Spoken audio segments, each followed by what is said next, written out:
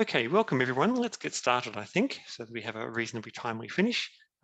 Welcome to the next, and in fact, in this series, the last of our seminars from the Strategic Partnership for Implementation of the Paris Agreement, SPIPA, which is a collaborative project between Europe and Australia, supporting enhanced climate action in a range of countries, including Australia in this case. The project supported by the European Commission, the German government, and from the Australian end by Melbourne Climate Futures and the Climate and Energy College, part of the University of Melbourne. My name is Peter Rayner. I'm the academic lead for the Climate College and for this activity. And I would acknowledge that I'm speaking to you from the unceded lands of the Wurundjeri people of the Kulin Nation, and I acknowledge their elders, past, present, and emerging. So across this series, we've been talking about a range of problems and solutions around the climate question, and it's been and where we might kind of strengthen our activities. And it's been quite an opportunistic survey in general, prompted by what kind of local expertise is free and available to talk about the problem. But there are a couple of activities that we were really tasked to talk about, and they've generated some more substantial pieces of research. And we're going to present one of those today. It's the launch of the EU-Australia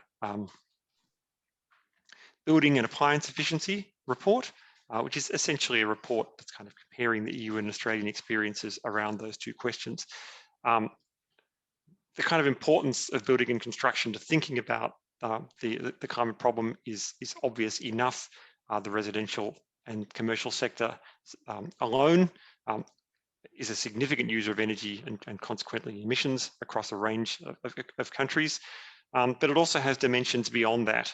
It touches on the energy affordability, which was another major research topic that we had a look at, and questions about just transition and making sure nobody's left behind. And so it's a highly complicated, multifaceted problem, and we're delighted today to have a couple of people to take us through this comparison of the EU and Australian experience. Alan Pears is kind of, it'd be simpler for me to introduce Alan by talking about what he hasn't done rather than what he has been kind of one of the major figures in Australia for decades around the whole question of energy efficiency, around building codes, around appliance efficiency. He's kind of covered off just about every sector, worked for government, business, within academia and across a range of community organisations. He's been involved locally, at state level, nationally and internationally, and it probably would be the person people would name as the Australian champion for energy efficiency particularly. Rosalinda Bustamante is at the early stages of her career, just finishing a Master's in Environment at the University of Melbourne, but comes to that already with a background with degrees in business and law and a strong background in community leadership, particularly focused around sustainability. So, and Rosalinda's been working kind of as a research assistant on the project. So they're going to both kind of co-present the project today. Alan's going to start off, and I think pass over to Rosalinda for a section of the report. So with that, I'll get myself off video and on mute and hand the floor over to Alan. Thanks very much, Peter. Oops. Sorry. Oops. Right, hang on. We'll just share the screen. There we go.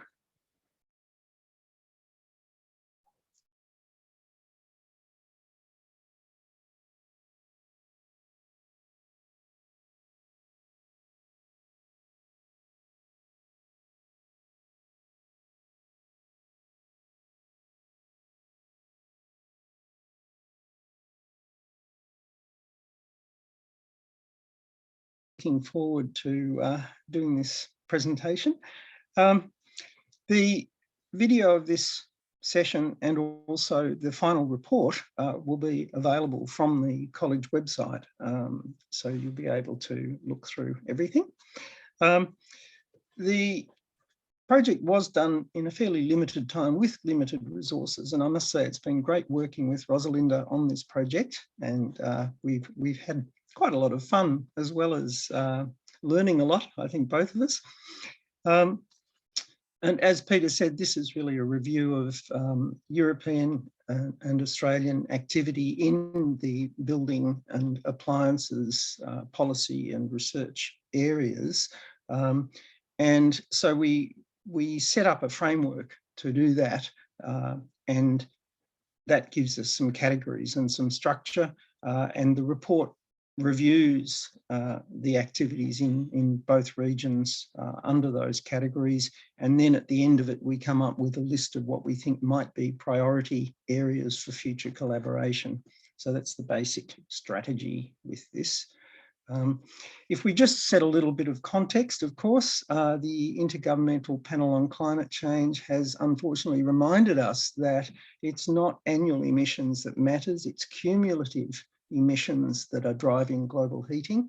And of course, when you make decisions about a building that's going to last 75 or 100 years or whatever, you are locking in a lot of future. And that's why really the building space is incredibly important. I think one useful approach to thinking about what we have to achieve is the International Energy Agency's net zero emission scenario. It's useful because it does actually tell you quite a lot of the specific things that need to be done. And I do note that in 2021, it says no new oil and gas fields approved for development, no new coal mines or mine extensions, and that's a global position. So in that sense, it's pretty clear we've got a strong driver. When you look at their initial graph, the green bit at the top is they label as buildings, but that's actually only the direct emissions from buildings. And if we look at it, we see that, for example, in Australia, commercial and residential buildings consume over half of grid electricity across Australia. Lots of energy is used to make the building materials we use. And where we locate things and how we organise our cities and urban systems have a big impact on transport. And of course, lastly, there is that direct contribution. Oops, where am I? Yeah. One thing that really stood out strongly in the review was the need to move beyond operating energy of buildings towards looking at the total life cycle, or in the case of this diagram, the value chain, where a whole lot of fragmented businesses somehow or other work together to deliver a functioning building that may or may not work the way it was meant to. And this whole life cycle, circular economy, whatever kind of dimension is clearly where we have to go. And there is a lot of interest in it. A key thing here is that not many people in the building industry seem to stop and think and realise that all of the money that drives this whole system is coming from the end consumer who buys a building or rents it and may occupy it. So this, in many ways, is an example of a serious market failure. We started off at the high level just trying to look at some of the similarities that there are between the European Union and Australia. And if we look at the EU quickly, it's got 3 levels of government at the European Council level, the member states and the local levels. A key factor is that the European Union level has very strong commitment on climate and building performance leadership. And as Rosalinda will tell you, they've got targets, directives, funding, standards, you name it, they are doing it. It's quite busy. On the other hand, it's also true that the member states, when it comes down to it, determine exactly what they will do. And while they certainly are strongly influenced by the overall European Union issues, there are lots of cultural, financial, and other factors that are influencing what they end up doing. Lastly, if we look at the way buildings interact with the energy systems in Europe, we see there's a lot of variation in terms of access to renewable energy options. So it's much easier for some and harder than others. And also there are very interconnected energy systems, as we've kind of found in recent weeks with the gas systems, but there's a lot of interconnection with electricity as well. In terms of Australia, we've also got 3 levels of government. A big difference here is that our states and territories are the ones really driving climate and most energy efficiency policy, really. And that's partly how our federation evolved, but it's also because the states do manage a lot of the legislation and deliver a lot of the services. And I have to say, over my more than 40 years involvement in this space, national governments have traditionally been followers on building and appliance energy policy. And that has led to a fairly chaotic situation because we have communities, businesses, local governments, state governments. We have lots of people trying to do things, partly to fill a vacuum of leadership. There has been some improvement in the building space recently. Over the last 2 to 3 years, an agreed buildings trajectory approach has been being taken, and that has improved things quite a bit. In terms of buildings and their interaction with energy systems in Australia, it's incredibly complex and rapidly changing because we now have something like 30% of all homes with rooftop solar. We're seeing a wide range of distributed energy solutions and emerging business models, changing market rules, you name it, we've got it. It's very entertaining. If we look at some overarching similarities, even though the EU are doing quite a bit of work, the reality is all of us, the EU and Australia, are going to have to dramatically scale up our action in the building and appliance space, not just to cut our emissions, but now increasingly to adapt to extreme events and climate change. So we really have an enormous task before us. Both Europe and Australia have large stocks of inefficient existing buildings and appliances, and it's going to be essential to do this. For example, a 6-star house in Melbourne will require 1/3 as much heat on a cold, cloudy day as it will be at a time when we don't have much solar radiation driving our rooftop solar. So these are really important things about our buildings. Both regions have varying climates, and both face a challenge, and this is not a criticism necessarily of anyone. It's the mismatch that we're seeing because communities and investors can shift their preferences very quickly in response to what they're seeing and their impressions of where things are going. The problem is governments, building infrastructure itself, and supply chains have a lot of what we call sunk capital, and it's not just money, it's not production capacity, it's also culture and business models. And so it's very challenging to shift them fast, but we have to do that. Also, we've struggled a bit to find a lot of evidence to base decisions about the best ways to do new policy. And this is partly because, to be honest, a lot of past energy efficiency programs and policies haven't worked all that effectively. But also there's just rapid change. And our monitoring systems mean we don't have particularly fantastic data.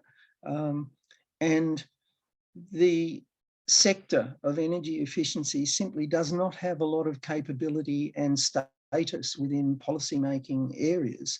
You know, really, particularly in Australia, we have very strong focus on supply side and also short-term thinking.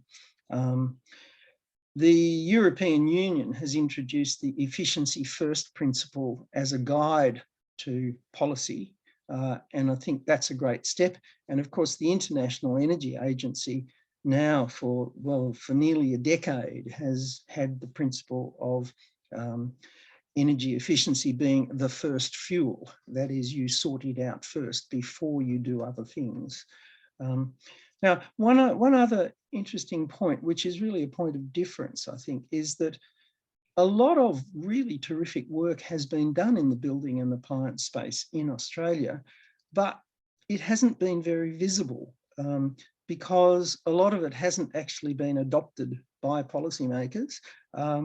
And also a lot of it has kind of happened under the radar with not even institutional structures within universities or research institutions kind of emphasising it. So that means that a lot of outsiders, like, for example, the European Union or the American Council for an Energy Efficient Economy, when they actually do ratings of performance, they look at our national work, which is not great by world standards. Okay. Now, just a little bit of background data before we get into the nuts and bolts. This is from the appendix, appendix 1, which just to start with here, we've got the commercial or non-residential building sector. And you can see from the top graphs, Australia's commercial sector is much more electricity intensive than the European one. And that's partly because we have a lot more cooling, and it's partly because Europe has a lot more heating. So there's some reasons, but if we look at the structure of the commercial sector's energy use in Australia, what we see there is that what's interesting and surprising for lots of people is that the retail sector is actually the biggest energy user in that sector, followed by buildings and public, followed by office buildings and education and public sector. Our healthcare sector, although it doesn't look as big, is actually very energy intensive and electricity intensive. So that's a priority area as well. In the residential sector, overall energy consumption per household is not that different between the EU and Australia. But again, what you see here is that the EU household is doing a lot more heating. The Australian household, a lot more is happening with regard to our appliances and lighting and cooking and hot water. I mentioned earlier that we've got, we came up with a structure to guide our review. And this slide just simply shows you the headings, the categories that we came up with so that we could try to make some sense of what's going on in the various research areas.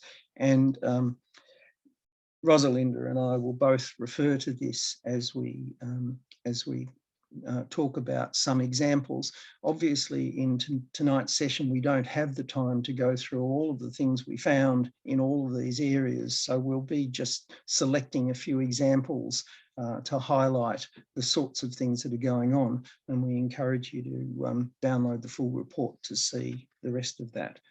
So with that, I will hand over to Rosalinda. Thank you, Alan. So as Alan showed in the previous table, there was a lot of content that we covered in our research. Out of the 8 main topics that he presented today, we have selected the ones that we think are the most interesting, which are related to governance structure, regulation, and financing mechanisms. So our findings are the result of an extended review of government and industry reports, as well as academic papers. We have also made a lot of efforts to include the ongoing recent policy changes that will have an impact on the energy efficiency policies in Europe. Yeah, there are a lot of changes that are going on now. Next, please. So regarding overreaching leadership, so building energy policies at the EU level has set the basis for well-structured and organized national policies. This, along with a clear institutional frameworks and clear energy efficiency goals, have facilitated policies at different levels of governments across Europe. So a great example of this is the Clean Energy for All Europeans package, which requires member states to periodically report to the European Union their national energy and climate plans and their long-term renovation strategies.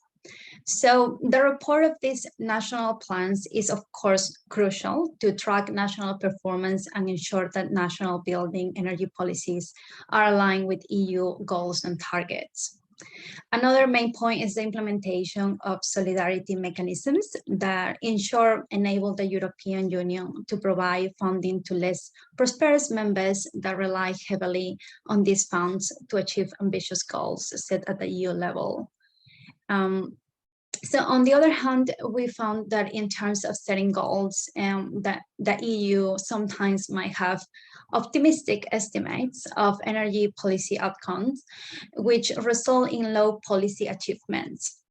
For example, the target of 1.5% of energy savings each year set in the 2012 Energy Efficiency Directive was adjusted 6 years later to a lower percentage of 0.8, which is currently also under revision and is proposed to return to the original target of 1.5% of energy savings per year. However, among some member states, there are some concerns about this target being very rigid or not very feasible for them. So this brings us to the next point that you can see in the slide, that is about this important challenge of the energy policy in the EU, that is the legacy of rigid regulation, such as the one that protects tenants' rights on multifamily buildings across different countries in Europe. So these regulations are important because they have become barriers to reaching ambitious targets on energy renovations. So the next point is that among these buildings, energy renovations, deep renovations are particularly important because with them buildings can achieve the most energy savings and reduction of CO2 emissions.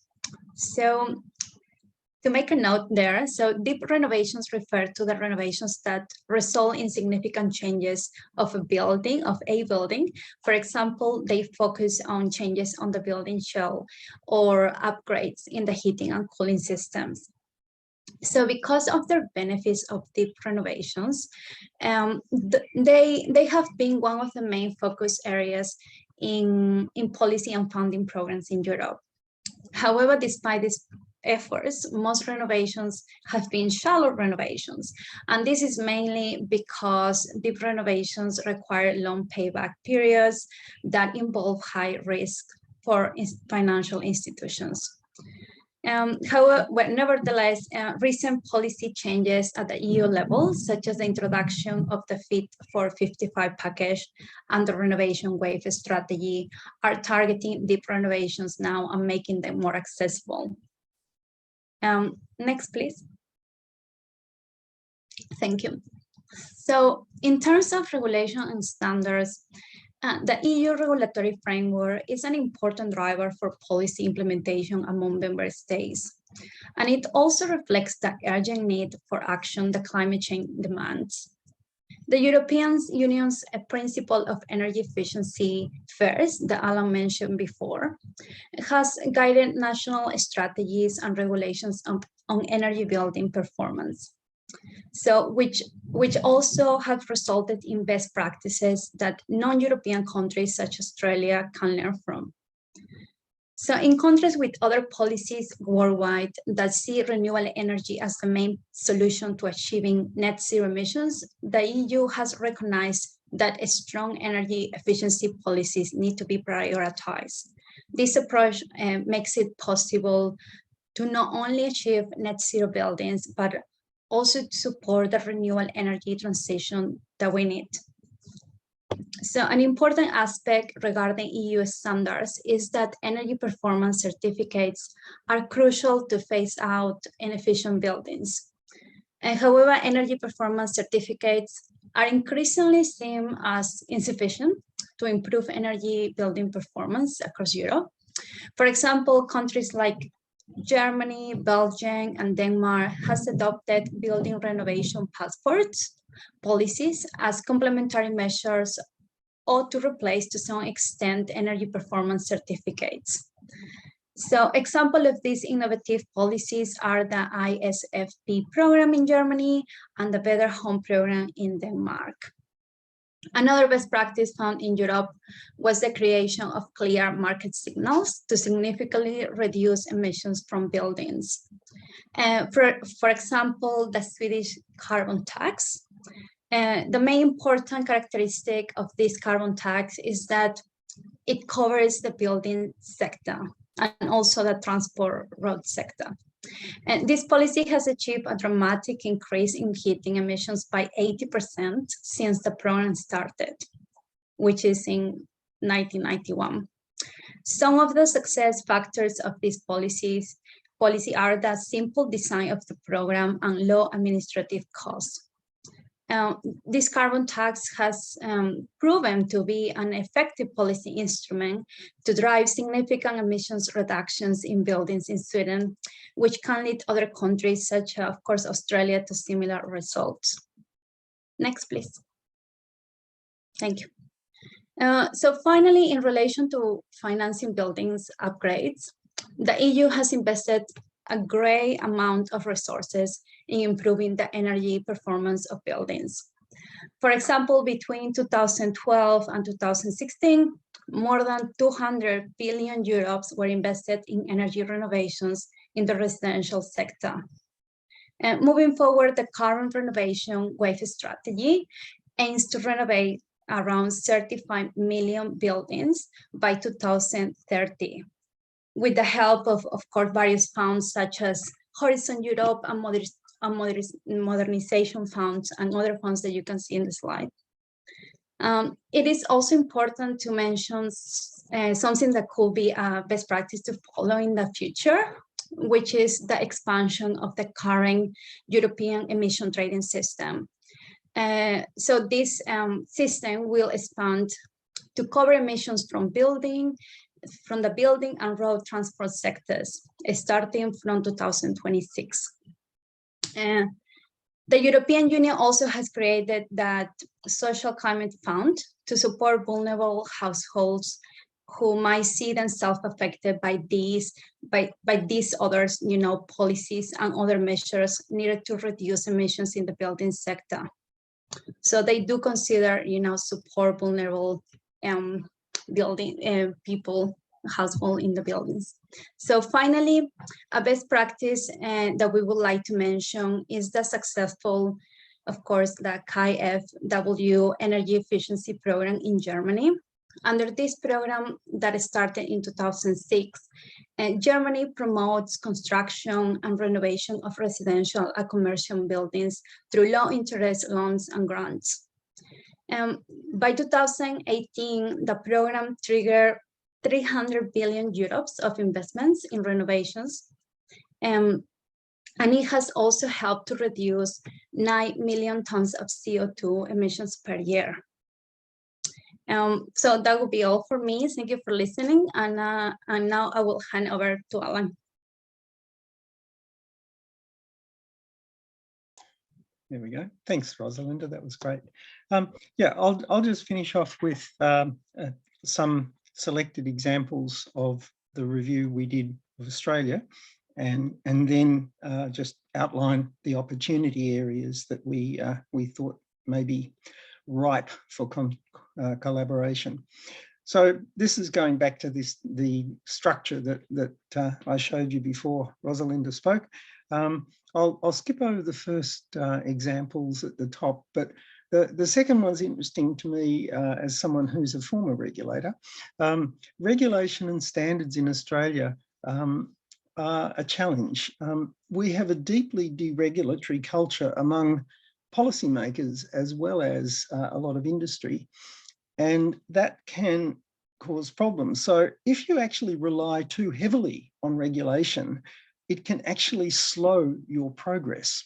And it's quite interesting to compare and contrast appliance efficiency, where we introduced a very effective label in showrooms and followed it up with regulation, where in the building area, we have relied heavily on regulations in the building code, and it has been very slow. So that's an interesting point. In terms of financing, I think we do have some very good examples with the Clean Energy Finance Corporation and a number of state level programs that are evolving, which can really make a difference to finance for lots of people. In the information space, the state of Victoria is really right up there with universal smart electricity meters, but as in just about every other place, we don't have smart gas, water or heat meters. And that's a real problem when you are trying to make a business case to transition from gas, because you don't have a databasis. On the other hand, there's increasing use of all sorts of analytics devices, because with 30% of homes having rooftop solar, they have got a lot of data analytics, and also there are lots of add-on ones arriving. I've just had one called a Power Pal, which is subsidised by the Victorian government, installed at my place.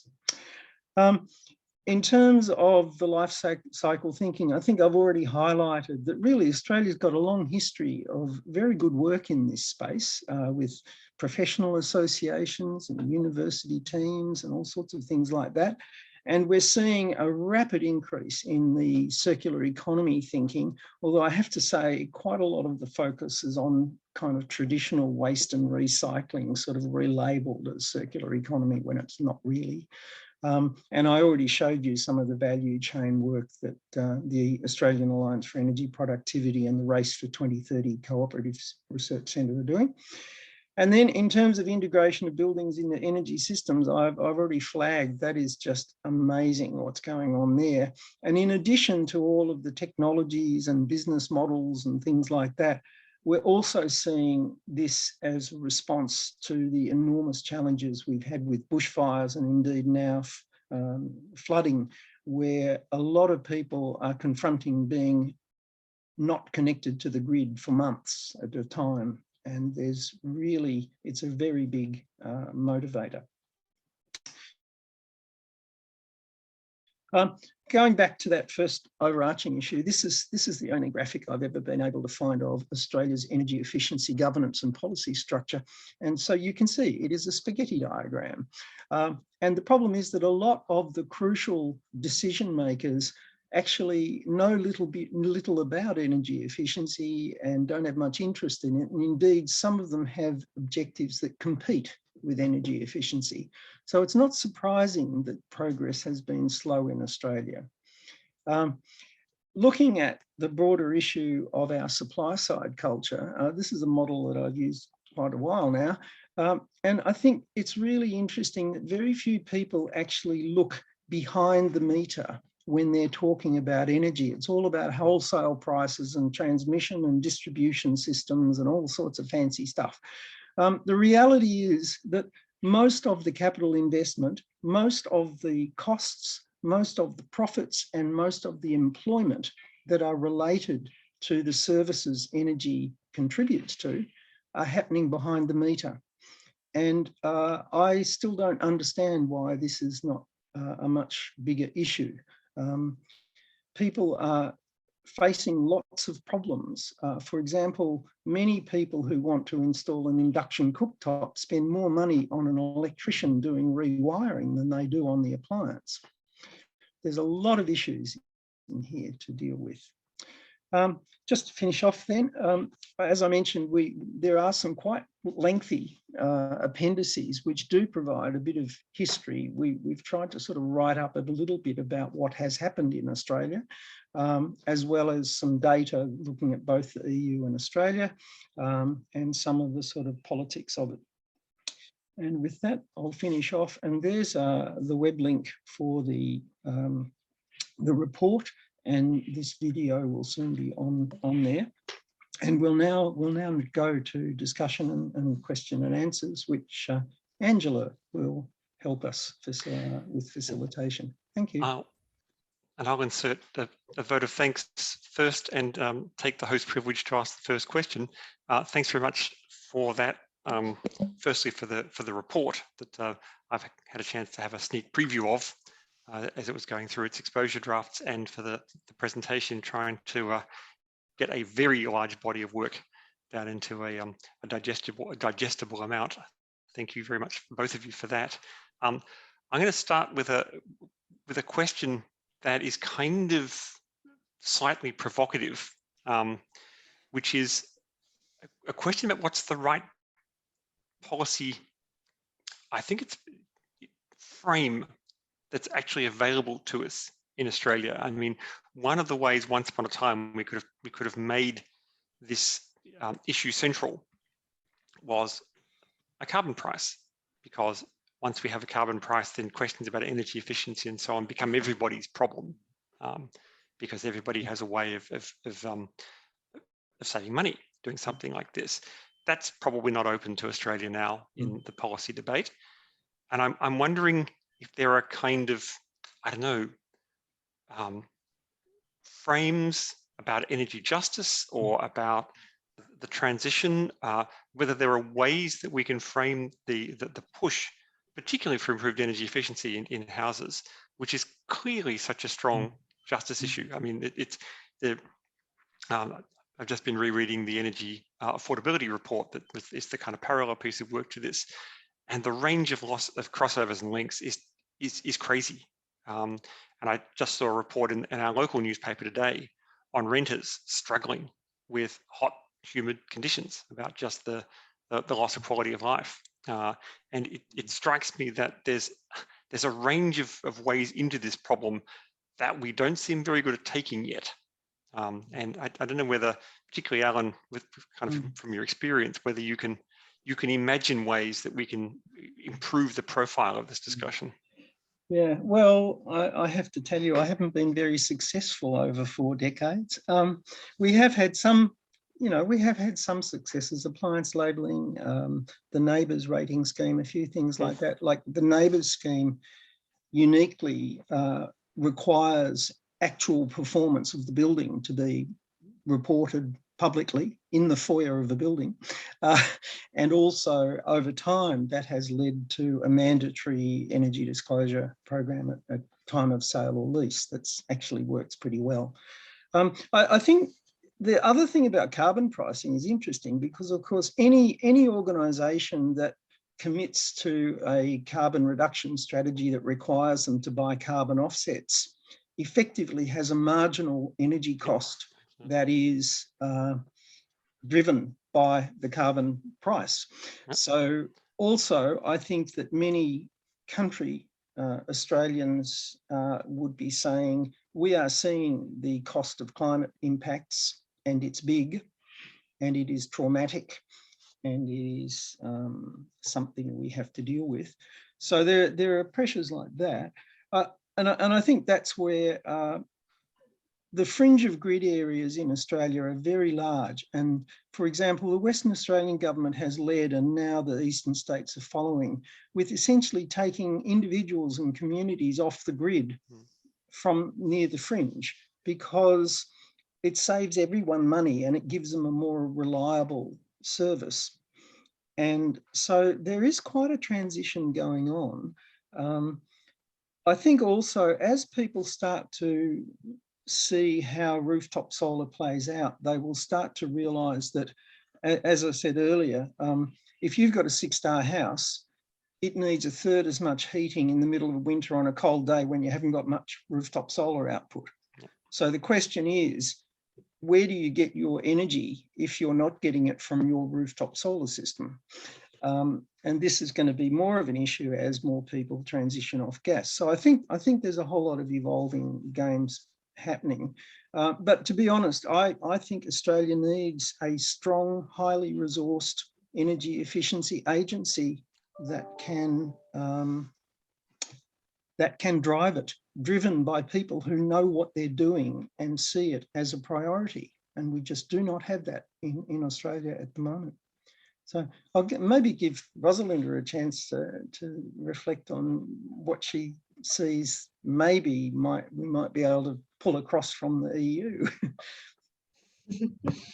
Well, I think that implementing policies such as, for example, the emission trade system will help to push, the transformation, and also to do it quickly, like we need to do it. And so emissions trading system is something that we discussed with Alan, that Australia has a little bit experience on that, or quite experience on that. And exactly, you're nodding.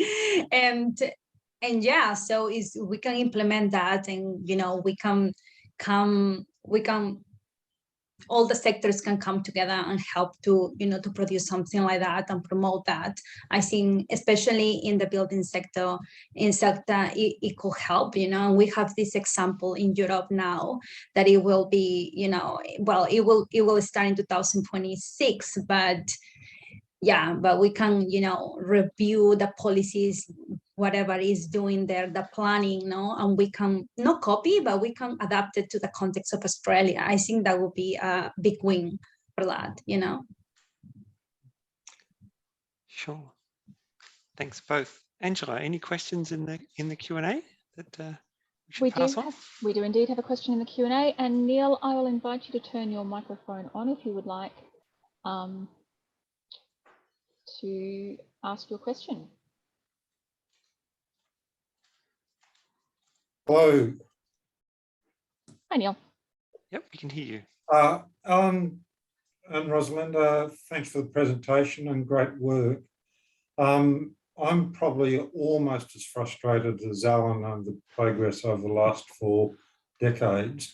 And I just wonder whether there's too much being lumped together under the energy efficiency banner, and what can we learn from the EU about how to partition the various components, particularly when there's so much energy embodied in buildings?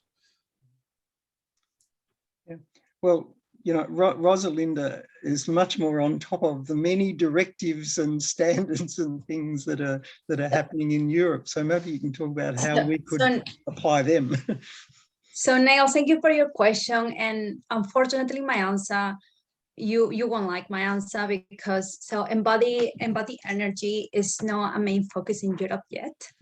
So unfortunately, there are not a lot of going on in that space. So it has been some efforts from some member states like Denmark, for example, to maybe apply circular economy, but also take into consideration embodied energy on the buildings. But that's not a focus, unfortunately. So we might need to look somewhere else to maybe, or maybe individual countries like Denmark, I think also Germany, they have introduced embodied energy into their policies, and they have some policies going on that. But yeah, so as a general EU, there is not like a huge effort to tackle this problem. That is obviously huge, like you mentioned. Yeah, in fact, I'm leveraging off what Rosalinda said. I mean, we've got some interesting experiments like the Mekla Buyers Alliance that's been established in New South Wales, which is really right up there. And I would say, as I say, some of our university groups at University of Sydney and UNSW and Melbourne University have a long track record of doing some good work. The real question is, will policymakers pick up on it? And I think that's where, again, it comes down to the fact that it's emerging as a really big issue. And when you're building infrastructure and buildings with a 50 or 100 or 150 year life, you should really be getting them right. These are big investments. Sorry, we haven't got a good solution for you, Neil. So, Alan, what does this say about all these companies with net zero sort of ambitions? Well, the thing is, most of the net zero ambitions are focused on scope 1 and 2 operating emissions. I mean, what's interesting is to see some like BHP starting to talk about scope 3 emissions, which can include upstream and downstream emissions. And I think that's where, again, I think this sort of user customer influence like MECLA can be very powerful, because you've got there the New South Wales government buys lots of building materials, Lend-Lease and quite a few other very large consumers, big materials are there, and they want their supply chains to deliver good product. And they are going to write standard specifications. And so the supply chain will have an incentive of large sales to help justify the transition. So I think that's part of it. But you know, it is, there's a lot more to it.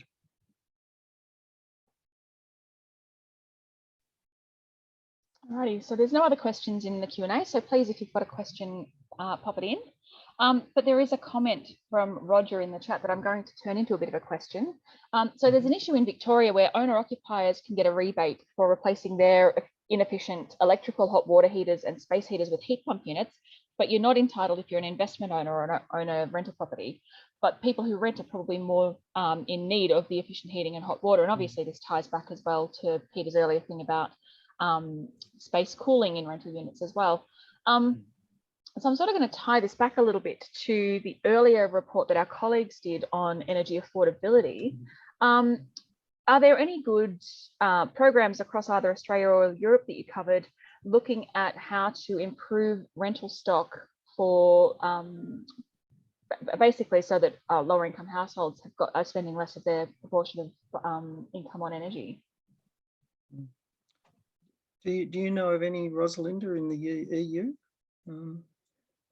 I mean, they do have a lot more rental stock, and Rosalinda pointed out that barrier that trying to get unanimous agreement of all the tenants in an apartment building can actually slow things down. So were there any others there, Rosalinda, in the EU? Oh. No, not that I remember now, not on the top of my head. Yeah, I mean, look, in Australia, and one of the things I talk about in part of the report is that we have a very mobile community. You know, even owner-owned properties, there's sort of turnover nearly every 10 years or so, and tenants are often on very short leases and all sorts of things like that. And a lot of the owners of rental properties are actually just families with one or two houses or apartments. And so we have a very fragmented system with very short leases and all of these things that work against it. One interesting thing that's emerging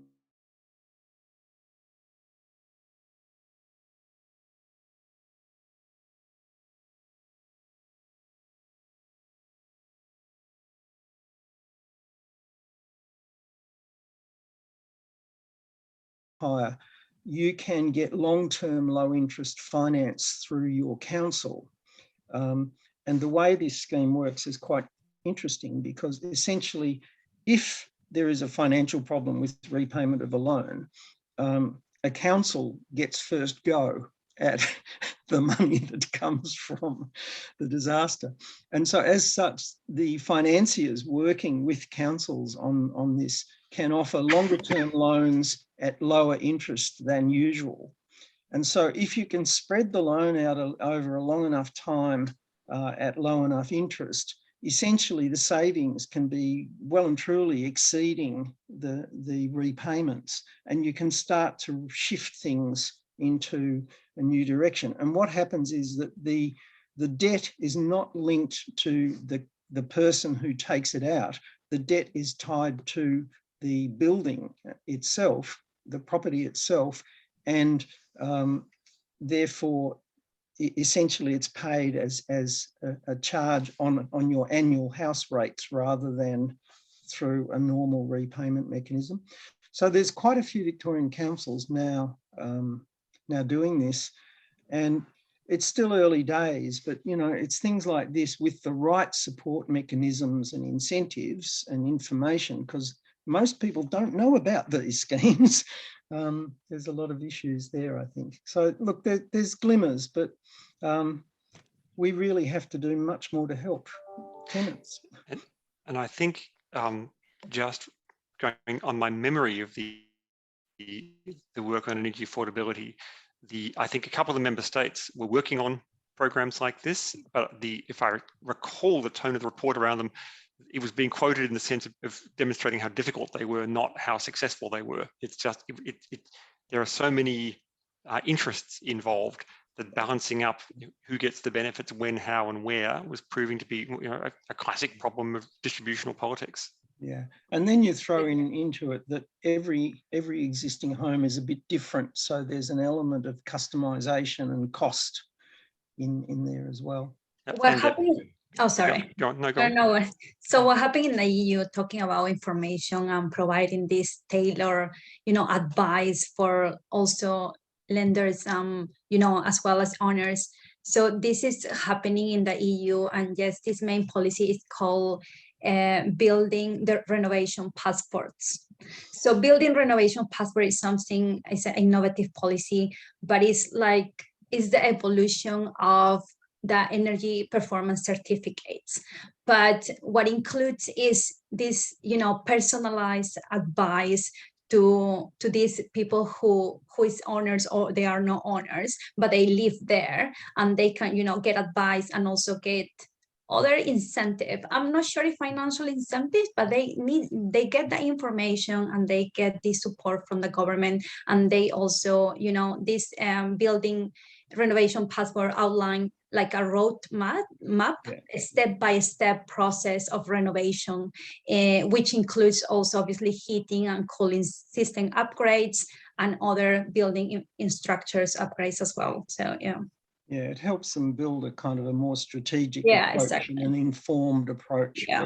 But, even so, that's still probably not enough in most cases.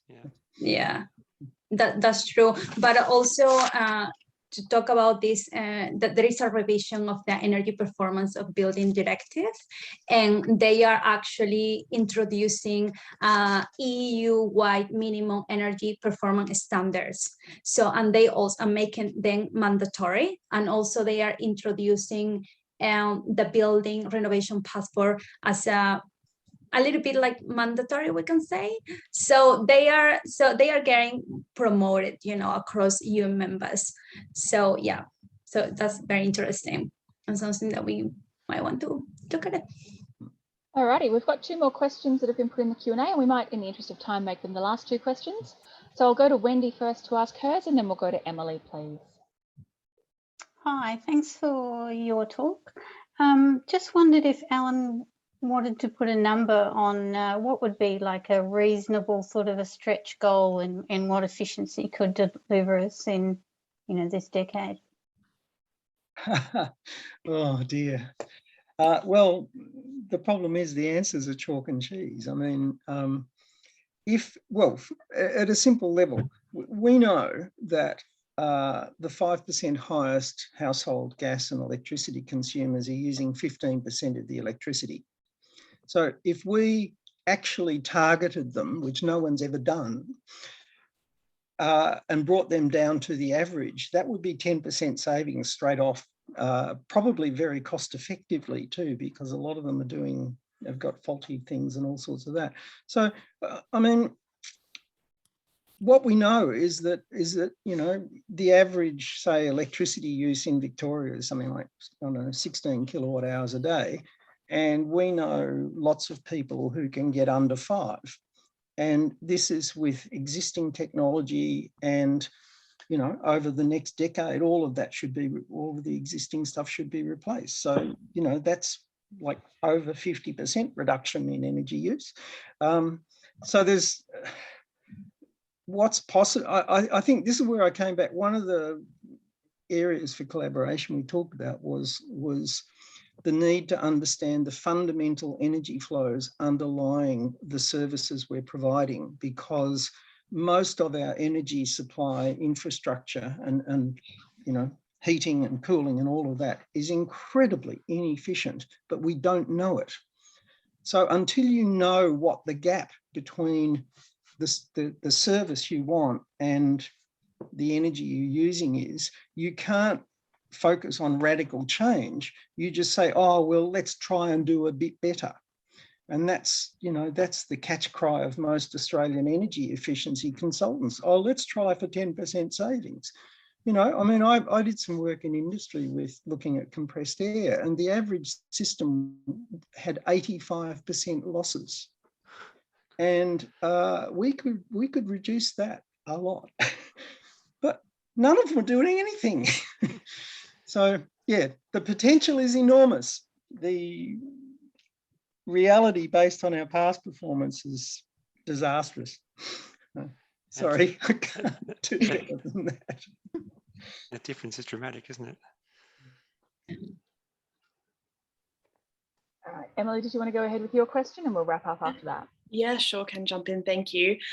So I was just thinking about what the best way to store renewables is to ensure energy reliability, particularly when we're considering the impacts of extreme weather events and disconnecting people from the grid. And would love to hear the panel's thoughts about individual batteries for homes as opposed to community batteries, and just thought I'd open up a discussion about that. And if it's even feasible for everyone to have their own battery. I'm not sure if there would be literally enough critical minerals for that. Thank you. Yeah, well, look, again, what you've got to come back to if you're looking at houses, and I'm just preparing a talk on this, is winter. Because if you're relying on renewable solar on your house, then the fundamental problem you've got is that in the middle of winter on a cloudy day, you haven't got much electricity to make your house work. So you need a really good building and very efficient appliances, and you may well want to use your electric car as a portable battery to top up your home one. In terms of individual versus community batteries, the problem with community batteries is that they are part of the electricity network, and a lot of people plan to extract money from that model who will not be the community. There's a lot of work. Bruce Mountain from Victoria University and a colleague of his, Kelly Burns, I think, have written a really interesting but very complicated paper last September on this. There's a lot to be said for community batteries and not having the hassles and all those things of individual ones, but I think we will end up with a lot of individual batteries, and we'll end up with both, and it will depend on how the politics and business models and regulations are structured, what will really happen. Sorry, it's not a very good answer, but that's kind of. So as we see a little bit in Europe, so I can talk about the energy communities. So that's a real good example of recognizing not only a person who can be founded by the government, you know, to buy a battery or something, but they also have this legal person that is called energy communities, and they are great, you know, to promote this kind of projects of buying a community battery or these kind of things, so they can improve, you know, their transition to renewable energies. So that's something that I haven't seen like in Australia. I'm not sure. You correct me if I'm wrong, Alan. No. Can you remember what countries it was, or country? I think it was in Poland. I'm not sure. But it is in the report. Okay, get the report, Emily. Yeah, some advertisement. Yeah. That's great. Thank you so much. All right. Well, we've reached our magic hour, so I might wrap up there. Thanks first for the questions.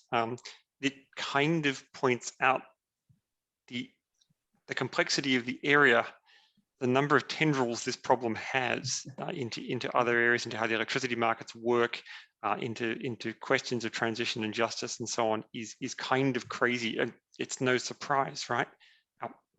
The places we live are important to us, and they'll define a lot of our interactions with the energy system. So thanks again to the audience, and thanks also particularly to Alan and Rosalinda for trying to lead us through what is a crazily complicated landscape of regulation and question and transition and so on in a nicely understandable way.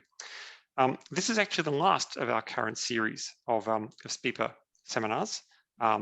We will be continuing Melbourne Climate Futures. We'll be continuing to present a series of seminars kind of in a different guise. There is talk of a second round of the speaker activity. When that happens, of course, we'll let people know by the usual kinds of channels. And I would particularly, at this stage, like to thank Angela for a lot of support over the last few months as we've kind of got this project together at breakneck speed and managing not only these seminars, but a whole lot of stuff that people didn't see going on in the background. So thanks again, signing off from the project. And we'll hopefully be in touch with you down the line as further activities around climate and the University of Melbourne and so on continue. Thank you.